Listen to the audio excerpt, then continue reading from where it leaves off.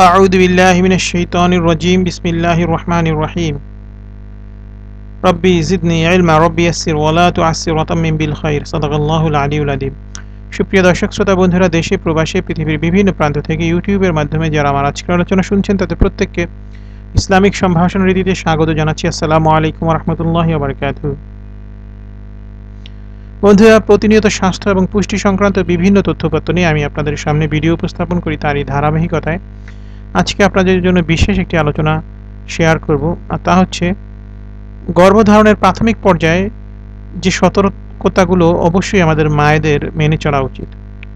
তো আজকের আলোচনাটি যদি কোনো বোন বা কোনো মা শুনে থাকেন তারা তো এখান থেকে অনেক উপকৃত হবেনই, আর যদি কোনো ভাই বা কোনো হাজব্যান্ড শুনে থাকেন তাহলে অবশ্যই চেষ্টা করবেন আপনার বোনকে, আপনার মাকে অথবা আপনার স্ত্রী, আপনার কন্যা যেই হোক না কেন, সে যদি গর্ভবতী থাকে তাকে এই সতর্কতাগুলো মেনে চলার জন্য সচেতন করতে। তো বন্ধুরা, হয়তোবা আপনি কিছুক্ষণ আগে জানতে পেরেছেন যে আপনার জীবনের পরম আকাঙ্ক্ষিত সন্তানের আগমনী বার্তা। মাত্রই হয়তো অনুভব করতে শুরু করেছেন নিজের মাঝে অপর একটি প্রাণের অস্তিত্ব। খুশিতে মনটা ভরে আছে নিশ্চয়ই, কিন্তু হ্যাঁ, একই সাথে আছে ভয়, আশঙ্কা। কি করবেন কি করবেন না, কোনটা সন্তানের জন্য ভালো আর কোনটা সন্তানের জন্য মন্দ, এইসব নানা ভাবনা মনে উকি দিচ্ছে, আর সেটাই স্বাভাবিক। গর্ভধারণ এক বিশাল দায়িত্ব, এমন এক দায়িত্ব যা পালন করতে হয় ভীষণ সতর্কতার সাথে। গর্ভধারণের একদম প্রাথমিক পর্যায়ে, যেমন কয়েক সপ্তাহ বা মাসের সময়ে বাচ্চা নষ্ট হয়ে যাওয়া বিচিত্র কিছু নয়। গর্ভের সন্তান বড় হওয়ার সাথে সাথে যেমন নানান রকমের সাবধানতা অবলম্বন করতে হয়, ঠিক একই রকম সতর্কতা পালন করা উচিত গর্ভধারণের শুরুতেও।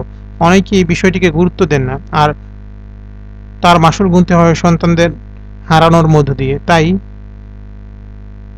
কি করা উচিত এবং কি সচেতনতা অবলম্বন করা উচিত সেটা জেনে নিন। নড়াচড়ায় সাবধানতা অবলম্বন করা উচিত, সবচাইতে জরুরি এই বিষয়টি। গর্ভধারণের সংবাদ নিশ্চিত হওয়া মাত্রই নিজের শারীরিক পরিশ্রম, চলাফেরা ইত্যাদি বিষয়ক একদমই নিয়ন্ত্রণে নিয়ে আসুন। ভারী কোনো কাজ একদম করবেন না, কিছুদিনের জন্য বন্ধ করে দিন সব। যারা বাসে বা মোটর বাইকে চড়েন তারা অত্যন্ত সতর্ক থাকবেন। খুব ভালো হয় বাস, রিক্সা, বাইক এসব বাহন এড়িয়ে চলতে পারলে ভালো হয়। যদি কিছুদিন বাসায় বিশ্রাম নেন, একান্ত না পারলে গাড়ি, ট্যাক্সি, সিএনজিতে চলাচল করুন। সিঁড়ি ভেঙে ওঠানামা করবেন না। যারা ব্যায়াম করেন তারা কিছুদিন বন্ধ রাখুন এসব, ডাক্তারের পরামর্শ নিয়ে তবেই আবার শুরু করুন ব্যায়াম। খাওয়া দাওয়া, হ্যাঁ, খাওয়া দাওয়াটা খুবই জরুরি। এ সময় আপনার নানান উদ্ভট খাবার খেতে ইচ্ছা করবে সত্যি, কিন্তু নিজেকে একটু কষ্ট দিয়ে হলেও সেগুলো খাবেন না। এমন কোনো খাবার খাবেন না যাতে খেতে গ্যাস হয়। একটু একই সাথে খুব বেশি টক খাবার যেমন আনারস, লেবু ইত্যাদি একদম এড়িয়ে চলবেন।